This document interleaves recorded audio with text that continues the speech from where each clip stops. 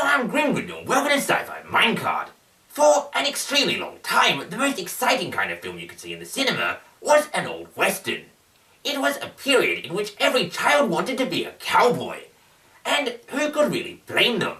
They were, after all, badass rogues who ventured out into the unknown and encountered places and people that most people in the audience would never really see. But then, seemingly overnight, the western was gone and the sci-fi was the new shiny thing in town. And all of a sudden, every child wanted to be a spaceman. It's basically the premise of Toy Story. And it really probably shouldn't surprise us too much, as after all, the sci-fi still touches on many of the same cultural desires as exploring the unknown. But whether you prefer westerns or science fiction, or whether you want to be a cowboy or a spaceman, there is one thing cooler than both of them.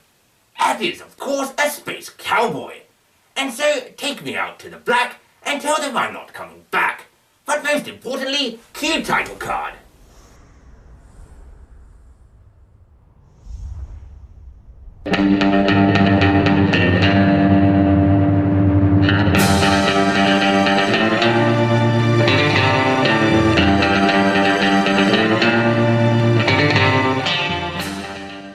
Serenity is a 2002 science fiction film which easily fits within my top 10, if not certainly my top 20 favourite science fiction films of all time. The film is directed by Joss Whedon, and if you somehow don't know who Joss Whedon is, firstly, where have you been for the last few years, because I find that impossible to believe, and secondly, it's the gentleman who gave us not only the Avengers but also Buffy. And I would say that most people who have seen all three of those things would agree that Serenity is at least as good as, if not better than, both of them. I don't know which I prefer. I mean, to begin with, comparing Buffy to the Avengers or Serenity is pretty much apples and pears because they're entirely different genres, but I will say that Serenity has the same kind of Joss Whedon feel to it that Buffy and the Avengers have, so if you do enjoy either Buffy or the Avengers, then Serenity will likely be right up your alley. So, what exactly is Serenity? Well, as I suggested in the introduction of this video, it is essentially a Wild West film but set in space. It follows a ragtag crew of, at the very least, morally ambiguous characters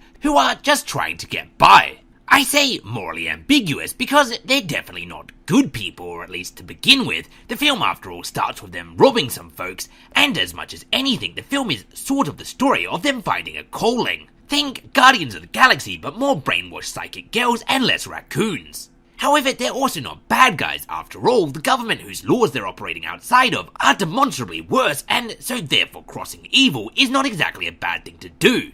To further complicate the issue, two characters aboard the ship, Captain Malcolm Reynolds and First Mate Zoe, are both former members of the Browncoats movement, which was a war between the victorious centralist powers, now the government, and the outer planets, the Independents, who were, as you might well guess, fighting for independence. Through the background of these two characters, and permeating throughout the entirety of the movie, we can see that one of the major themes of Serenity is freedom versus control. This is drawn out in the very first scene of the film, which not only gives us a brief history of the universe from the perspective of the Alliance government, but then also gives us through River the alternative view held by the Independents. We are told by her that the government are meddlers, that they're in their heads and in their homes telling them what to think, and that they don't have the right. And without going too far into spoiler territory, throughout the movie we do in fact learn just how far the government is encroaching on the private sphere, and just how literal their meddling within people's heads and tendency to tell people how to think is. Part of this meddling is the experimentation on and the attempted brainwashing of River Tan, who at the beginning of the movie through a flashback or video recording is rescued by her brother and finds a way with Malcolm Reynolds and his crew on the Firefly-class spaceship Serenity. And so the story follows the crew of the Serenity trying to stay one step in front of a government agent who is trying to track down and recapture River, as she, a psychic, was foolishly left in a room with high-level members of the government and so therefore may accidentally have gained a lot of knowledge of secret government things. Now, firstly I have to say that often when I'm doing these sci-fi reviews, I point out a lot of sci-fi movies share similar storylines and rather heavily borrow off of each other. And while that's very much the case, I must say that I can't think of a single movie that has an even remotely similar premise to that of Serenity. In fact, in everything from its story, characters, prop design and dialogue, Serenity stands alone in a class of its own. Now, I would at this point of course be remiss in not mentioning that the film is the movie for the prematurely cancelled series Firefly. I am in this review actually rather intentionally not talking about the series. This is mainly because I think the film stands on its own two legs rather well. I actually saw the film before the series, it was my first introduction to the world of Firefly, and rather simply, to review both the movie and the series in this one video would make this video far too long. You don't really need to watch one before the other. Unfortunately, because the series was cancelled so early, this movie is kind of set rather far after the series, and you can really watch one without seeing the other. However, if you've seen the series and not the movie, for some reason, definitely go and check out the movie, and if you've seen the movie but not the series, then by all means go back and watch that. If you watch the movie first, the series gives a great background in the characters and you get to see more of their adventures. And if you've seen the series, the movie's a great end to it. It feels sort of like what the final season of the entire series would have been if it wasn't cancelled so early. So I'd say that rather sums up my feeling of the story. It's excellent, but what about the other elements of the film? Well, firstly, the characters. There is not a single character in this film, regardless of how main or minor, that isn't entirely compelling. This is in no small part due to how fantastic the dialogue and wit is throughout the film, and it is really no surprise that Nathan Fillion's Captain Malcolm Reynolds is perhaps one of the most beloved figures in all of sci-fi at the moment. If you've seen The Avengers, which you should have, you would know that Joss Whedon excels at writing all dialogue from the silly and light-hearted to the clever and witty all the way up to the serious and inspirational. And in Serenity, this dialogue does not disappoint. Whether it be Kaylee humorously talking about her urges or Captain Malcolm Reynolds delivering a stirring speech about how he aims to misbehave, Joss Whedon once again delivers the gold. When you consider how lovable the characters are in this film or how fantastic the dialogue is, it's no surprise that despite the film now being 12 years old, fans are still demanding more from the Firefly universe.